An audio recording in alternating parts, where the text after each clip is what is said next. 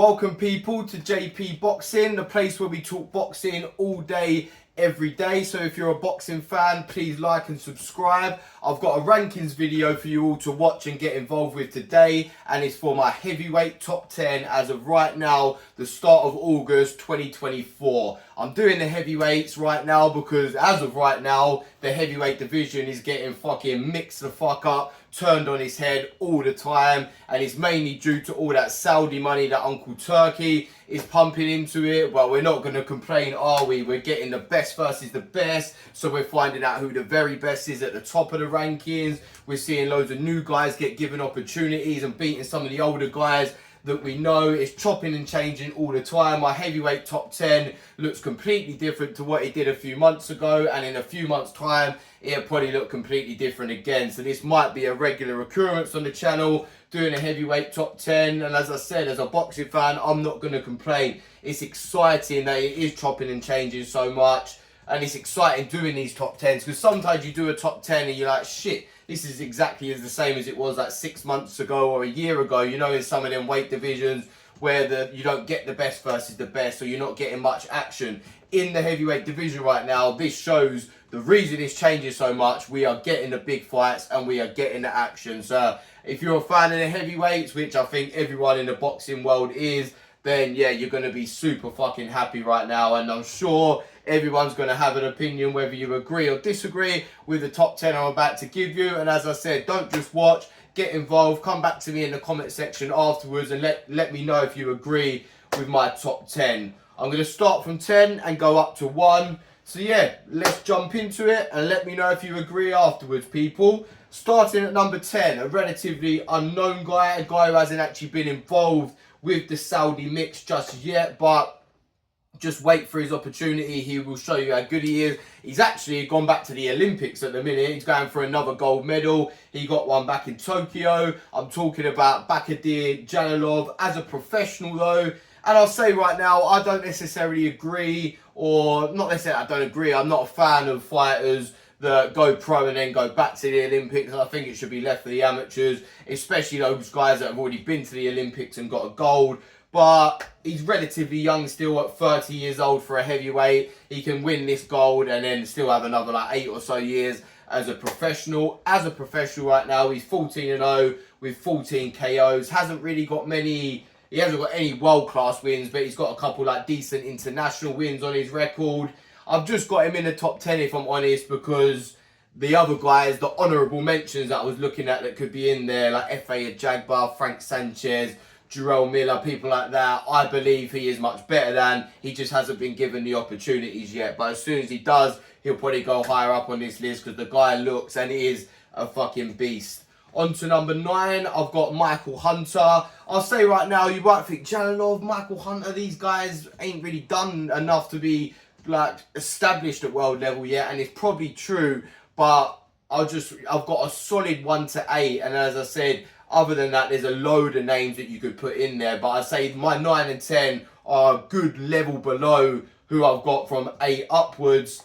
But it's just, as I said, the other guys that I said, like the Ajagbas and that, these are better than them in my opinion. Michael Hunter hasn't done a lot lately, but he's got some good wins. 123, lost 1, knocked out 16. He's 36 years old, getting on a bit now. But he's got a win over Martin Bakole, who has just fucking become like the new exciting danger man in the heavyweight division. I've actually got higher on this list. That's a very good win, albeit a while ago now. A lot of people believe he beat Alexander Povetkin when Povetkin was still a world-class fighter before he was washed up. He has a lot of talent, Michael Hunter. At cruiserweight, he gave Usyk one of his hardest fights. He just hasn't really fought at the top level for a while, but I still believe he just clings into that top 10 for me, especially when other guys like your Andy Ruiz's and Luis Ortiz's and people like that have completely fell off now.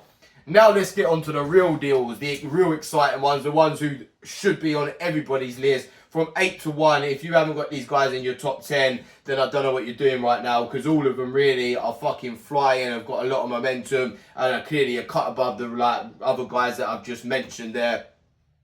Number 8 could definitely be higher. Mr. Martin, the monster, the beast, the big bear, whatever you want to call him.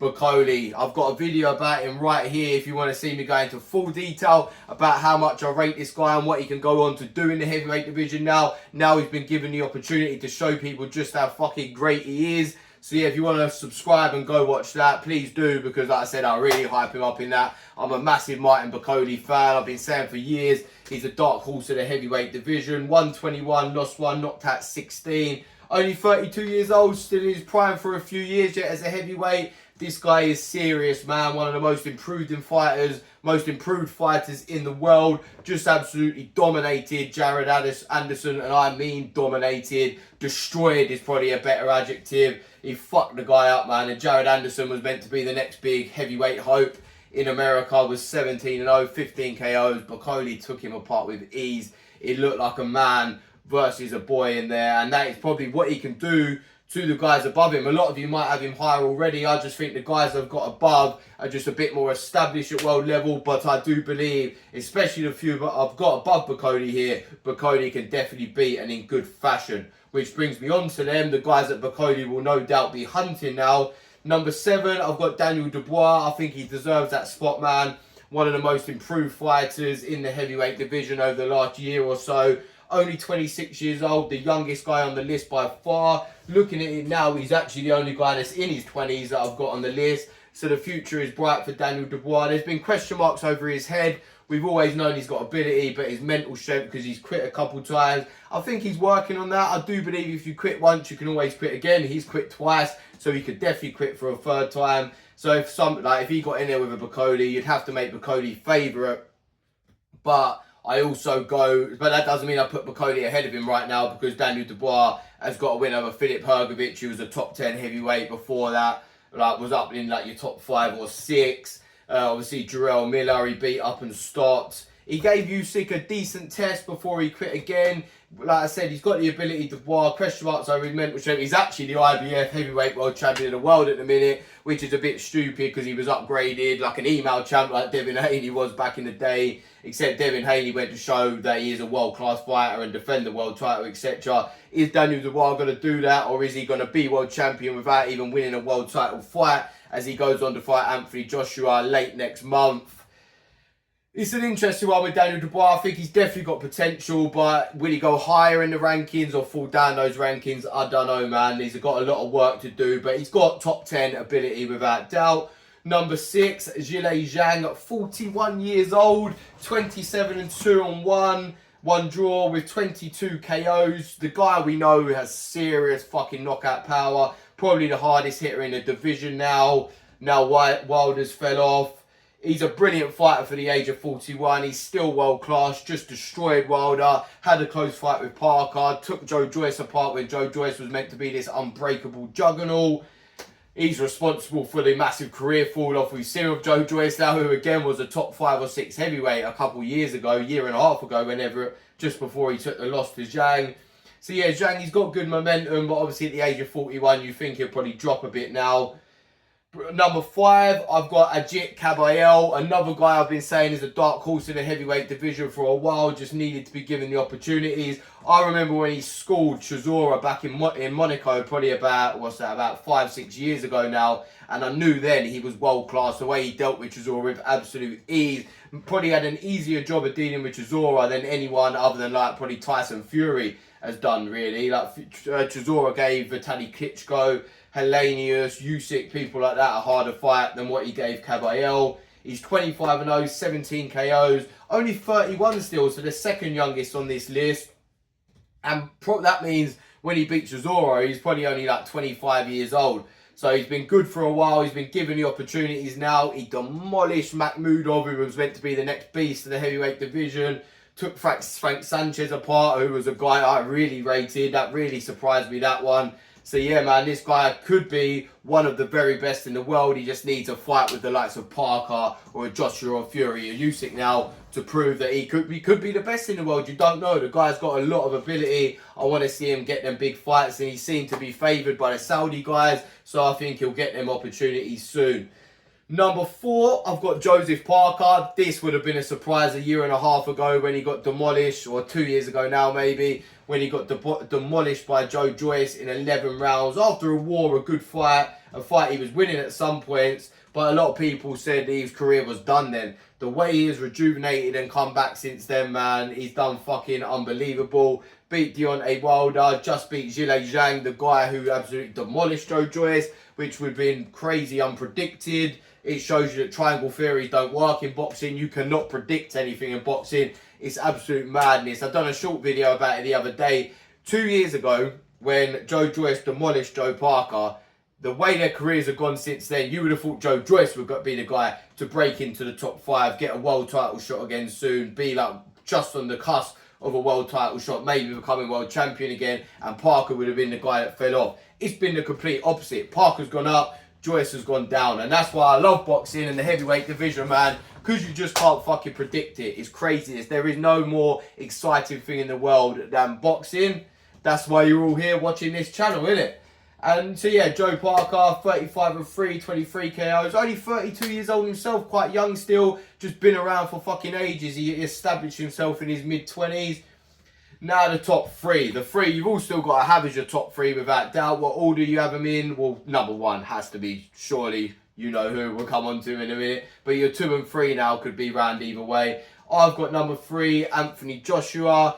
Do I need to tell you about him? 128, lost 3, knocked out 25. 34 years old, getting on a little bit now, but looking better than ever in his last few fights. I believe him versus Fury is a closer fight than ever now, so maybe he could go get that number 2 spot soon. But as of right now, I just think the close fight that Fury had with Usyk pips him just above at the minute. Because obviously, you all know, I've got Alexander Usyk at number 1, the undisputed heavyweight champion of the world. I don't think anybody can doubt that right now. He battered Fury, he beat Fury up. It should have been stopped in that round 9. It should be a TKO victory. He'll probably do the same in the rematch. He is the best heavyweight on the planet. He is the best fighter pound for pound on the planet at the minute, at the age of 37 too, which is crazy. He is a phenomenal fighter, a phenomenal athlete, a phenomenal man, a true role model, true champion. Joshua and Fury, they're world-class elite fighters themselves. I think, like I said, you could swap them 2 round either way. Joshua, you could argue, has got the better resume at number 3, but I just think Fury's big wins, his domination of Wilder when Wilder really was a feared beast. People say now, his wins over Wilder are diminished because look what Wilder's done since. No, you've got to look at when they fight him and what was going on. As much as I've gone off Fury as a fan over the last couple of years, you can't take away those Wilder wins, man. It's like saying that I'm trying to think of like a thing here. Like if Conor Benn goes and beats someone like Amir Khan or Kell Brook now, it doesn't make him as good as an Errol Spence or Sean Porter who beat him when he was more in his prime, if you get what I mean. Say Conor Benn goes and demolishes Kell Brook in 1 round, it doesn't make him better than Errol Spence who went like 11 rounds with him, because Errol Spence fought a much better version of Kell Brook. So yeah, that's the type of example I'd use. So just because Wilder's getting demolished by people like Zhang now in like 4 or 5 rounds doesn't make Fury's wins any less great. They were great at the time. Same as when he beat Klitschko, first guy to beat him in 11 years. You can't take those wins away from Fury. And I think those dominating wins and his close fight with Usyk, a fight he was winning up until the halfway stage, I put that just pips him ahead of Joshua right now. But as I said, if they fight, that fight is closer than ever right now, and Joshua could beat him, and then he could try and get that 3rd fight with Usyk. But I don't think either Fury or Joshua, I think they fight 10 times. Usyk beats them 10 times. I just think he's that good, man. Can't see any of these from number 2 to number 10 troubling Usyk right now unless age suddenly catches up with him, and the athlete he is, I really can't see that, man. So my number 1 is Alexander Usyk, the best boxer on the planet. Too skillful, too tough, too fit, too strong mentally and physically. Who can fuck with him right now? Let me know in the comments, people. Is there anyone in this top 10 that can come and beat Usyk over the next year or so? Or is he going to be the established number 1 heavyweight king, undisputed till he retires? Is there anyone else in the order that I've got that you disagree with? Is there anyone in the top 10 that you're thinking, not in my top 10, sorry, that you're thinking, Jack, why the fuck have you not got him in there? What I will say, number 9 and number 10, Michael Hunter, Jalolov, they're not established. That top 10 there, those number 9 and 10 spots are wide open for a young guy to come through and get in there right now. Look at Moses Atoma. he steps up and gets a few good wins, he could break into that top 10 before he even gets to the age of 21. It's wide open, those 9 and 10 spots right now. It's exciting times for the heavyweight division. A lot of them guys in the top 10 are old though, so we need some youngsters to start coming through. But there'll be some good fights between those older guys before they all go out. Thank you for watching, people. If you like my videos, please like and subscribe. I'm going to drop a pound for pound top 10 in the next week or so. So stay tuned for that. And there'll be loads more ranking videos. And I'll do another heavyweight top 10 in a few months once it's without doubt all probably changed again. Thank you.